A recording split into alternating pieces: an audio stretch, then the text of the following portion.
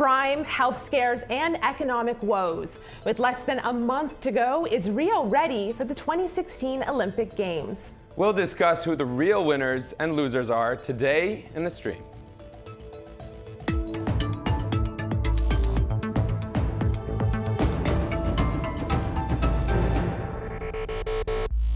Welcome to the stream. I'm Malika Bilal. And I'm Ahmed Shahabuddin. It is estimated Rio de Janeiro will spend roughly $4.6 billion on the 2016 Olympics, which is $1.6 billion over budget. That's a lot of cash, especially for a country in its second year of economic recession. Many Brazilians are angry Rio used emergency funding to pull off the Olympics, money that critics say should have gone to help the people. Well, online and off, Brazilian educators, police, and others are expressing disdain for the games that they say are a distraction to the country's problems. The governor is always saying there is no money. So we are making this about the choices that the people from Rio de Janeiro is making. What do we want? We want the Olympic Games, or we want education, health, public security, etc. And even though Brazil is facing unprecedented security, health, and economic problems, as always, the Games will go on. And chances are they'll be spectacular for those watching at home. But who will be the real winners and losers of this Olympics? Here to discuss this from Rio de Janeiro, Adriana Garcia, Director of Digital Communications for Rio, the 2016 Olympics Organizing Committee. In Nova Scotia, Canada, Robert Muggah, a research director with the Igarapé Institute. That's a policy group focused on Latin America. Also in Rio, Theresa Williamson, executive director of the advocacy group Catalytic Communities. Welcome to the stream, everyone, and a welcome back to Ahmed Shahabuddin rejoining the stream this week. Of course, you and I both know, because we're plugged into this online, that everyone, especially if you're in Brazil, has an opinion about the Olympics. I'll share one on my laptop. This is from Laes, who says, Brazilian people were excited, but now they see the economic problems that come with the games. They may not be worth it. You know, it's funny, you say everyone has an opinion. I was talking to my friend who's a journalist who's Brazilian. He was telling me everybody in Brazil is excited, you know, we love to celebrate. But he also says he's never seen society so polarized in terms of their opinions, but also in terms of just, you know, the income inequality. We have this one comment, I think, that speaks to this. Came in from Isabella, Bella1, saying, the problem with the Olympics is not how it affects the people who would tweet, it's how it affected the poor who have no media attention. And Malika, as you know, people always tweet about this, but Theresa, everyone's talking about this on the ground and online. What do you make of this? I mean, is this true that there are people who are being most affected by this who just can't speak out? Well, absolutely. You know, the Olympics benefit a handful of people, the same interests that have always been on the top of this very unequal economic pyramid. So in particular, real estate and construction interests.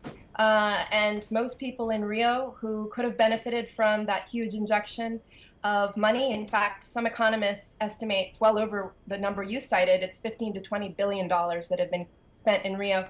You know, that those resources could have been spent on ameliorating or dealing with some of our long-term problems. And then at the same time, we've seen massive numbers of forced evictions, you know, 70,000 people in the last 5 years.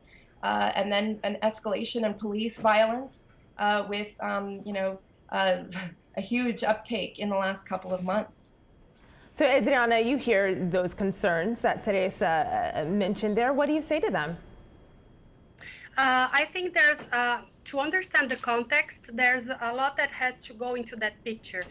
Brazil is facing, we have to know that Brazil is facing its worst political and economic crisis ever. We have a crisis that started not because of the Olympics bid. It started because Brazil is having other types of problems. And in fact, Rio would be much worse if we didn't have the Olympics, because the bid also made the economy in the city move. And the state of Rio de Janeiro is facing much more problems than the federal state. So this is something that we also have to understand. There is a problem with the state of Rio de Janeiro finance that is affecting people in Rio de Janeiro, and that includes health, education, police forces, and that is because one of the key reasons for that is the oil prices. As you know, oil prices have gone down in the past few years, and Rio is financed mainly with oil royalties. We also have the biggest political scandal and corruption scandal around the main state oil company, which is Petrobras, that also affected the state numbers. So if we didn't have the Olympics, But you know, it's maybe ironic that she gets cut off there. The crisis would But be there anyway. You say there's no way to change the games now. So you say that if we didn't have the Olympics, that they're very necessary to help bring Brazil out of the crisis that it's in. But who is being, in your mind, going to benefit? Who do you think will benefit from the Olympics? Do you think that the people who are being kicked out of some of those poor neighborhoods are going to benefit once this is over, or buy it while it's happening? The city of Rio de Janeiro, I mean, I don't speak for the city, that's the main thing, but we know that the people that lived at Filautódromo, the ones that wanted to move, and we all know moving people is always a very complicated issue in every country, when in every issue, that it's not only the Olympics, many events that require people to move are complicated, that the city has offered most of the people decent housing nearby, and they accepted it, and the remaining families decided to stay, but we hear from the city hall that they are still open to conversation to move them. So you raised a lot of points there, Adriana. I want to pause you there just because I want us to break apart some of those points that you raised. And before we do, though, I do want to let our audience know that we reached out to the mayor's office of Rio de Janeiro, and they declined, weren't able to join our show. You mentioned a few things there that I really want us to kind of elaborate on. So you said Rio would be much worse if we didn't have the Olympics. And earlier, Theresa, you mentioned the forced evictions. Adriana says that some people have been moved into decent housing. I want to show you something on my laptop. This is Isabella. She says there have been a ridiculous amount of evictions to push the poor further to the outskirts and to hide the favelas, these areas, these communities of extreme poverty from tourists. One of those tourists actually spoke to one of those residents spoke to the Associated Press news agency. I want you to have a listen to what Maria de Penha said. Então, para mim, as Olimpíadas foi péssimas, né? Destruiu a minha vida, meu sonho. Eu tinha minha própria casa, agora eu não vou ter mais. Então, para mim, foi muito ruim. Robert, you've been nodding your head there as she spoke. Yeah.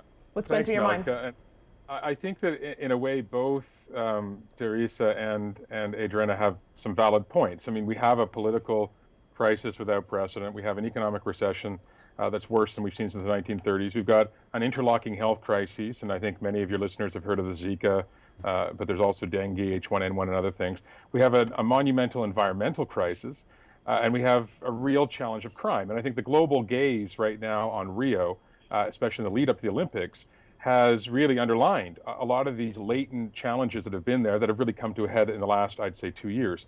But one thing I would say, just to add to this point, there have been over 1.6 million people displaced in Brazil since 2009. I mean, not just from necessarily development projects, but also from natural disasters and violence. And at least 4,500 people we know in Rio that we know of that have been displaced as a result of evictions, including the ones that are being discussed around the Olympic venues. These are families, exactly, which you can add 5 people for every family, so roughly 20,000 people, give or take. That's so a we're very conservative estimate. The city's estimate, the city's figures are 70,000. Just wanted to. So, but I would say 100,000 people have been estimated in some reports for the Olympics alone. So, in addition to the 70,000, another 30,000 that we haven't even discussed in this particular conversation. And this, I think, speaks to a really big problem, which I think Adriana unintentionally alluded to, which is this distinction between who's responsible for a lot of these large-scale investments. Who's responsible for the social welfare and protection of individuals who are being evicted voluntarily or involuntarily. We don't actually have in Brazil any kind of centralized or state or city repository of data. What we have are really, really courageous people human rights activists on the front lines who are trying to painstakingly put the pieces together.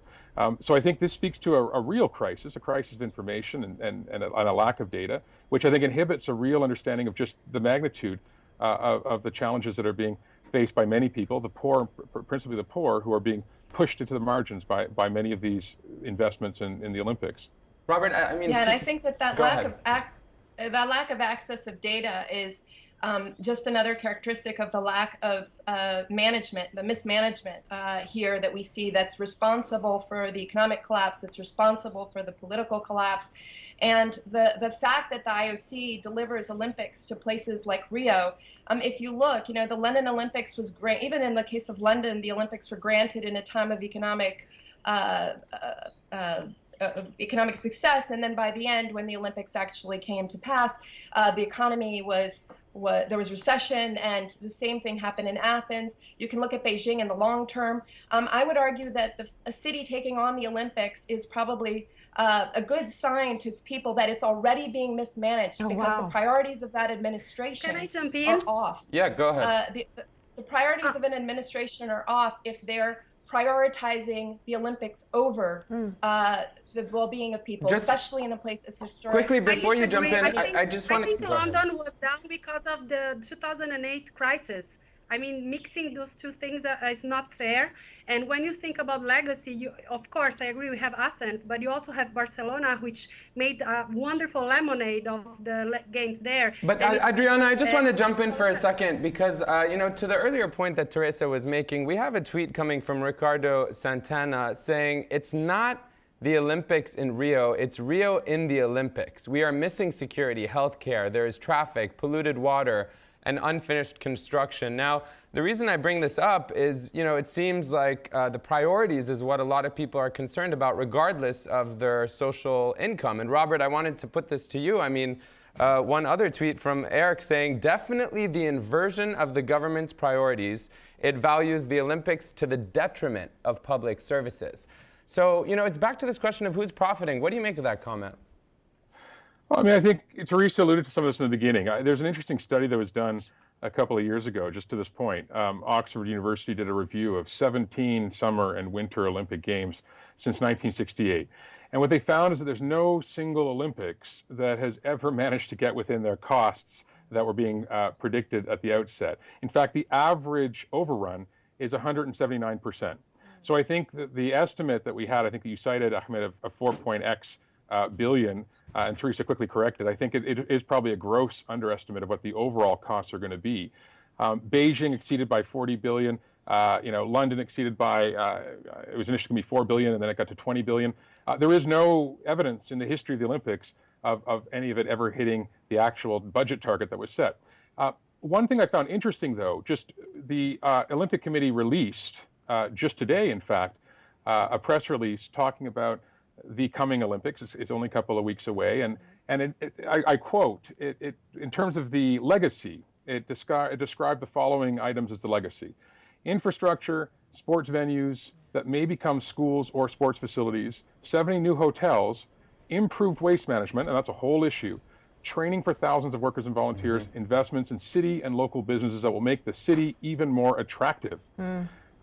Now, that's interesting. I think it makes for good copy, but it doesn't, I think, get to the point, which is one would hope, and one I think I had hoped in 2009 when Brazil won the Olympics, that there would have been a much bolder legacy oriented around equality, around dealing with concentrated poverty, around managing rights, and at the very least, managing with great delicacy and care the issue of people's rights in those areas where Olympic venues were to be established. And so I Robert, think, sadly, I want to give Adriana a chance to respond to those things you just raised. I mean, you put him out there very nicely, Adriana. Yes, we have to understand that 40% of all the cost of the physical legacy is public-private partnerships. So in comparison to London, London had public money in the organizing committee. The Brazilian organizing committee does not take public money. We are ready. A few months ago, what we heard in the press is that Brazil wasn't going to be able to deliver, that everything wouldn't be finished on time, and there was a lot of criticism around that. Everything is ready or almost but ready. Adriana, that's not true. That's not true. Is that true that everything's ready? All the stadiums, Yes, it is. all the stadiums that they set, they're all ready. So the fish tank that they built's ready. Yes. Everything is ready. The velodrome, it's interesting, Adriana. The velodrome is the last facility, and it's in the finishing details. It has been approved by the federation. So Adriana, you're responding to Ahmed's question there. Ahmed, it's interesting because you're asking, is that true? There's people online that are wondering the same thing. This is Corinne Ray. She says Zika virus isn't contained. She's listing off some things here. She says poor water quality at the beaches is a problem, and venues are still unfinished. So she's raising several issues there. Adriana, what do you think it is about the fact that you say venues are ready and there are things under control that's not being relayed to the public? Guys, 99% all the facilities are ready. We are almost there and we'll be ready to receive everyone in August and have a great time here. The government says that the metro line will be ready. The line 4 will be delivered.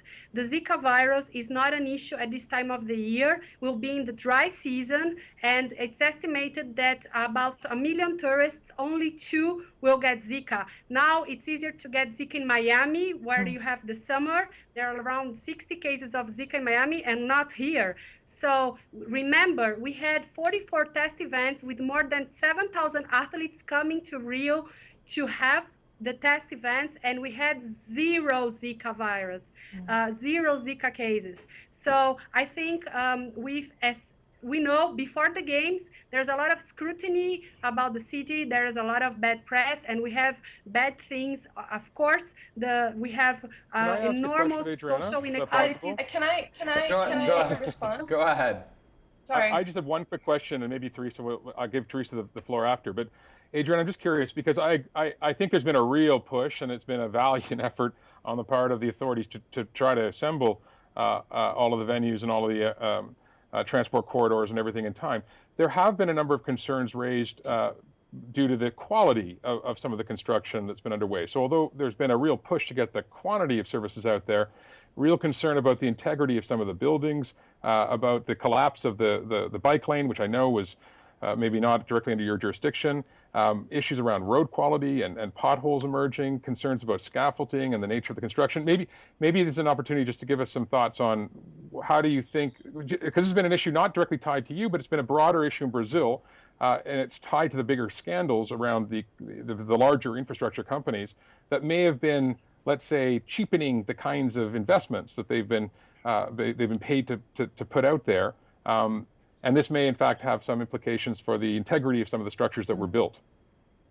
And I'm not sure. So let's let Adriana respond there, and then Theresa, you jump in after. Go ahead, Adriana. That's good. These are gonna be fun and frugal games. We are not offering luxury, and we can't, because we know how the country is living today, and it's gonna be enough. It's gonna be safe for everybody to have a great time and for athletes to run their show, but don't expect luxury. We cannot offer that in the middle of this situation we're living here. We are not, if we did that, then we would be not being responsible. So yes, we're gonna have kind of New York loft style in some of the installations. We're gonna have very decent pools and a great field of play for all the athletes, and that's what matters. And all for the people that are coming and enjoying I have the so event. much I need to respond. It's funny. I would appreciate being able to respond. I have a lot of Go things. ahead, Teresa. I'm sorry. Tell us a couple of those things. Okay. I'm going to explode. No, I'd really appreciate a couple of minutes. So first of all, I agree the Olympics will be pulled off. I've never denied that. I've always agreed with that because the city of Rio knows how to pull off a party. And there are enough contractors and there are a lot of big companies benefiting, and that will not be the problem. The problem is the inequality that's been generated. Adriana argued that things would have been worse off without the Olympics. That's absolutely not true, because the investments undertaken with those billions of dollars were investments that have reframed the urban fabric, pushing huge numbers of city people to the urban fringe. They made Rio's cost of living escalate by 86% in a period of 6 years, the biggest increase of any city in the world, in a city where a quarter of the people live in favelas. She's talking about, she's right, the Zika virus probably isn't a big problem in August. She talked about how things will be safe. Well, they're spending $2 billion, twice what the London Olympics spent on security. They spent enough and tons of money stockpiling tear gas to fight down protesters. The city's violence in favelas has been escalating in the last month, which I'm sure Rob can speak to. And then finally, she mentions the media center, where the media will be sleeping, their accommodations. They're built on top of on a quilombo, which is a traditional Afro-Brazilian site where people still live, who practice traditional, and it's actually built on top of a slave cemetery. And the community, all they want is a public space, and the city is denying them a public space for the quilombo after this. So there's so many layers underneath this. It's so complex. There's a whole history of legacy in Rio around slavery and inequality that is being enough that it could unaddressed. definitely be its own show, Theresa. Right.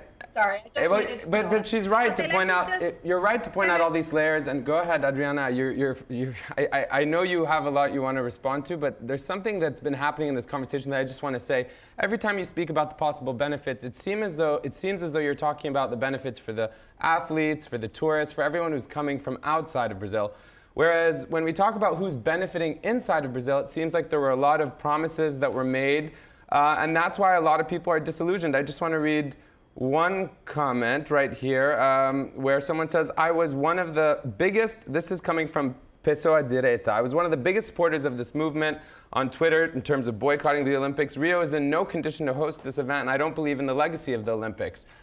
Beyond the legacy of the Olympics, Adriana, all those things that we heard from Theresa, I mean, isn't there a concern that maybe the government is benefiting in terms of the Olympics serving as a distraction, allowing them to build all these things, but the actual people of Brazil themselves may not benefit? And it seems like, a lot of people say that they're not that engaged, that they're going to be watching the soap operas while the rest of the world watches the Olympics.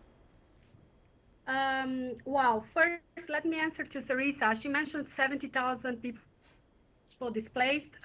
On the numbers, we hired 90,000 people for the games. So the event in itself gave work in a moment where we have more than 10% unemployment. 90,000 people around the city are involved with the games and working. Plus that, we have 50,000 volunteers trained, which adds to the culture of community and volunteering in this country, and we think it's part of the legacy. We have this, and remember, Rio, the Olympics is an event in Rio. So what we have nationally is our educational program. We've trained more than 7 million children around the country with Olympic values and Olympic sports and Paralympic sports, because remember, we're also having the Paralympic here. I cannot answer about the Quilombo. We know that you should talk to City Hall about that and what they would offer to the Afro-Brazilian community in Rio that connects to that. Adriana, I like that you directed Theresa to the correct very person to talk to default. about that. She smiled, and of course, we can tweet them as well and try to get that answer. Like I said, that is something for a whole other show. We're running out of time here. Robert, I want to give you the last word. You see on my laptop here, this is the official page for Rio 2016 on August 5th.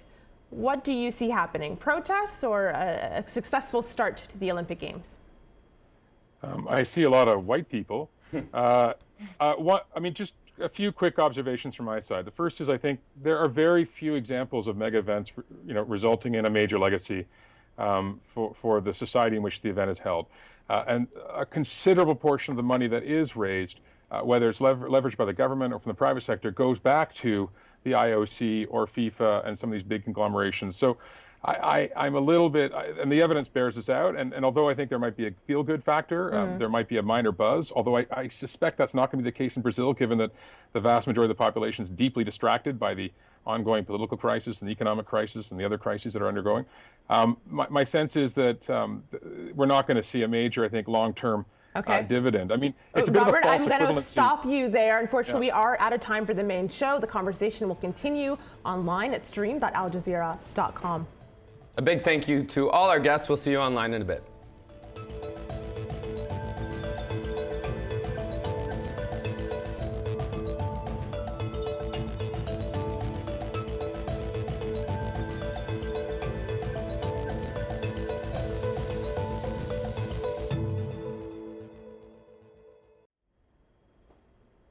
Welcome to the Post Show. Let's jump right back into the conversation. Robert, I believe you were making a point about your predictions for what might happen. Yeah, so I was simply saying that there's not a great record for mega events around the world. Even those standout cases like Sydney, London, Barcelona, you haven't seen the big dividend, and in some cases they're paying for the legacy is a debt that the society pays for a long time. But one point I wanted to make, since I think security is one of the big issues that's been very much highlighted in the global media, or the lack of security. And I think it is the case that there has been a sharp increase in violence and crime in the state and city of Rio in the last 12 to 18 months, and really quite a significant increase. There's also been an increase in police using violence against citizens, often lethal violence, to the point where we had 65 in the last couple of months, and we're probably on record. We've had 645, and we're on record to probably up towards the 1,000 mark. And so there's a real sense right now, I think internationally, that somehow things are falling apart in Rio from a security perspective. And I think I just want to say two things about this. On the one hand, I think it is the case that there has been a significant increase of violence, especially in low-income areas of the city, favelas as they're described, or informal settlements. Mm-hmm. But I think there has also been a significant decrease in insecurity over the last 10 years when measured by homicide, violent crime, up to about a 50 to 60% decrease since 2009. And I do think it's important, and this is a message really for our Brazilian audience, right, that although the situation is really quite difficult, there is a danger that we throw out some of the innovations that have taken place over the last couple of years, that we abandon some of the more progressive aspects of public security, and we return to a very dark, menacing, ruthless policing of the past. And I think it is dark right now. There are real challenges of the police, but there's a real risk that we backtrack, and that would be a real shame in terms of a legacy from the Olympics as well. So, Robert, you said that was more of a message to our Brazilian audience who are tuned in now. I want you all to listen to a Brazilian American who has a message for those who are going to the games. This is Stephanie. Have a look at what she said. Hi, I'm Stephanie. I do think that Rio is ready to host the 2016 Olympics, which I'm actually volunteering at. And I also think that despite the issues with Zika and violence and corruption and infrastructure, they'll be able to pull it together like they did 2 years ago for the World Cup. I mean, it was very successful, and I've been to Rio a few times before. It's not as dangerous or as crazy as the media play it out to be, and it's just beautiful, and if you keep your wits about you, you'll be able to have a great time. She makes us want to go. Go ahead, Rob. Monica, one small point. Can I add something? The risk right now. Let Rob make his small point, and then Adriana, you jump right in. The risk right now, the paradox of the Olympics right now, is that the emphasis of security is very much for the outsider, for the tourist, for the visitor who's coming from abroad. The risk, I think, is that in the redeployment of a vast quantity of police to make the Olympics safe, snug, secure for those coming from abroad, that's at the detriment of many of the parts of the state and the city that are most urgently in need of a legitimate, secure, sort of human rights-oriented, people-centered public security policy. And the real danger right now is the Olympics have been emphasizing the former and not the latter. Sorry. And all that security infrastructure is going to stay. All of the arms that have been imported to secure the games are going to stay in the hands of the Brazilian army and police, and that's very worrying to a lot of communities here in Rio. Adriana, one thing, I know you wanted to jump in there. I just want to actually just mention, I may have seemed a little bit harsh when I was talking about the priorities earlier. The distinction that, as someone who doesn't understand Brazil as well as you might, that I'm wondering is, I think we can all agree that the games are going to happen. Malika's talked about it. A lot of the comments say that. But I think the question is, okay, they're going to happen. But once they've happened, what's going to be the cost for Brazil at this very critical time in its history? Everyone talks about transportation being one of the major reasons, and that now it's going to connect the slums to Rio. But it seems like that's what I was referring to earlier when I said that you know, a lot of what they had promised is not actually happening. You know, people are being displaced now, and you know, they're changing the bus lines. They're not even connecting some of the poorer areas to the port and the Olympic Stadium where it's going to happen. I mean, you have to, I think there are lots of things. First, Rio will be ready to have a great Olympics here. Remember, we receive more than 1 million people every carnival here. We expect 500,000 people here. So we can do 2 Olympics here in Brazil. Second, the legacy is public transportation and the metro line. Remember that there are 4 different regions for the games. One is Deodoro. This is a very poor neighborhood, and it's been completely transformed because of the games. Nobody generally goes there to do reporting, but if they go, they will see what has changed and how it has improved. There are a lot of debates among urbanists on what could have done. Yes, okay, but what they decided to do, they did well. We have different types of transportation. Many people will benefit from that. People sometimes here spend 3 hours, 4 hours daily on a bus to go to work. Many of the people from some regions of the city will spend less time to work in Barra and in the city center. The metro line will help and add to that. So that's a legacy. On what regards to what will come after the games, wow, it's up for us Brazilians to decide. 3 of the arenas from one arena in the park will become for schools.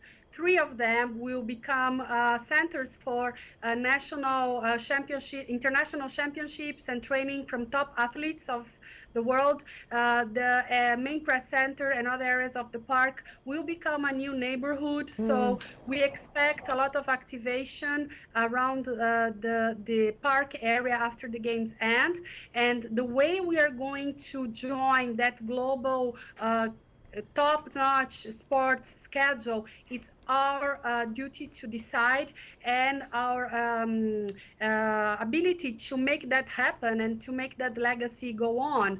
I think we also have to say that we have delivered in all types of legacy except from the Bay. We always said that the state has always said, because it's facing enormous amount. This is not true. Of trouble. So that the Bay will not Adriana, be clean, Theresa there the says main this is not true, and of course that could lead us into no, another 30 minutes of lot. conversation. Unfortunately, we don't have the time. We don't have the time. We're going to have to get your thoughts online. You can use #AJStream, which is where this conversation will continue.